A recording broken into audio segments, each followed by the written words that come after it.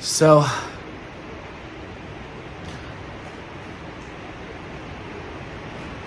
I said I was going to get real, didn't I? So, I'm a man of my word. I'm going to tell you about the baby that changed my life. My son. I mean, as a baby, changed my life.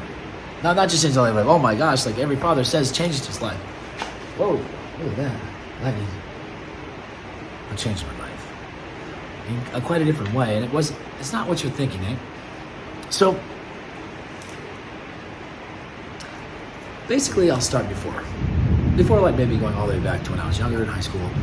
And I've always, man, have I been optimistic. And I was intrigued by the conversations of the universe and energy. And I wasn't raised Christian. I was raised religious science, which is basically like change your thinking, change your life type of thought, metaphysical, founded by Ernest Holmes, that type of thing. But it set me on a path, kind of like researching all the different types of things that I could believe. And I got involved with the church, and I actually ended up writing some curriculum for the church at a very, very young age. I was a very boisterous DJ at 13 and emancipated from the state of Colorado for 13 years and all that stuff.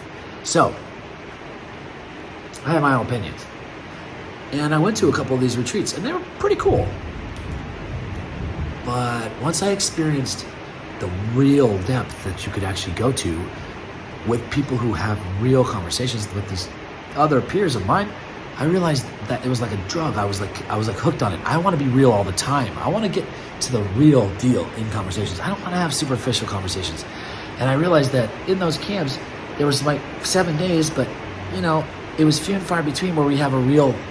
And I was just like, but we had them. It was the first time in my life I'd ever experienced that. Something so real that when I left, I felt like my life was changed. But I took it on myself to say, I want to do this and make a camp. And youth pastor said, oh yeah, put your money where your mouth is. You co-write the next camp. You co-direct it, be the director. With me, of course. You're an adult, I'm a 14-year-old. And of course that camp was a little bit shaky and didn't really quite work as well as I thought it was going to, imagining this is how people are going to be. But I didn't give up. And I realized it was more about letting the process happen and about being in a space of intention and then setting that intention and allowing the people to step up and into it. And so I was very much about talking about faith, and I did this for a long time. And this is what's getting to my son. So, older, I have a son, and I have a son named Lucas. And I had gone around for years and years and years, and I was talking to people about faith and how much God blesses me and how much faith I have and the difference between faith and belief. And I was giving keynote talks, and I was all just really inspirational. And everybody's like, wow, this guy really gets faith. And wow, that totally makes sense. And I'm really energized by his positivity. And then my son Lucas died. And boy, did that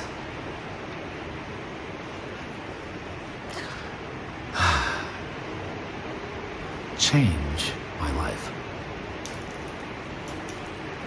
Now, when he passed away, I was everything, but okay. In fact, I ran away with drugs as long as I could. I did as much hiding and non-coping as I could.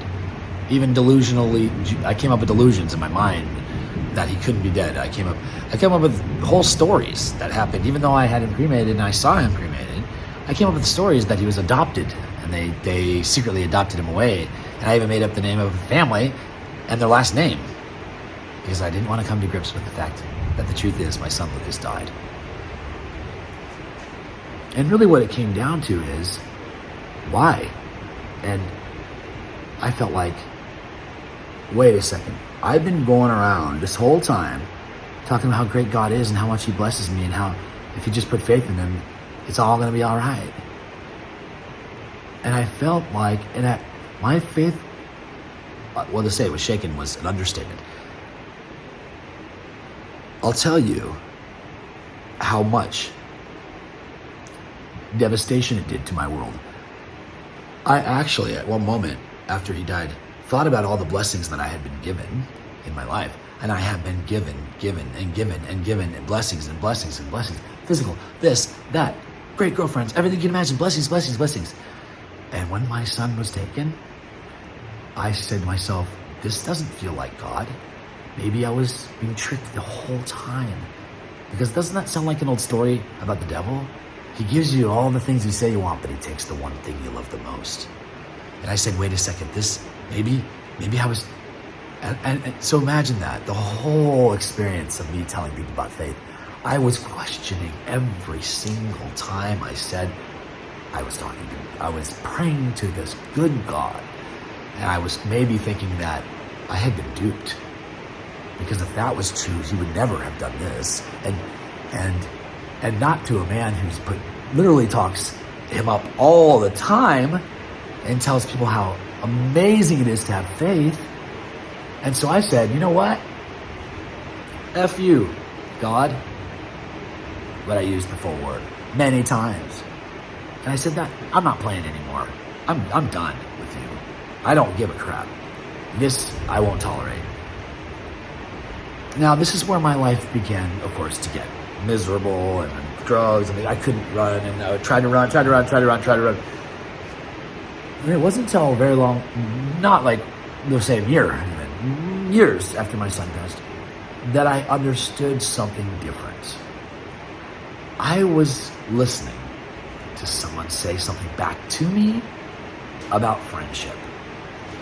And everyone knows the story about fair weather friends. You know, you always have lots of friends when you're up, right? You have money and they have lots of good reasons to be your friends.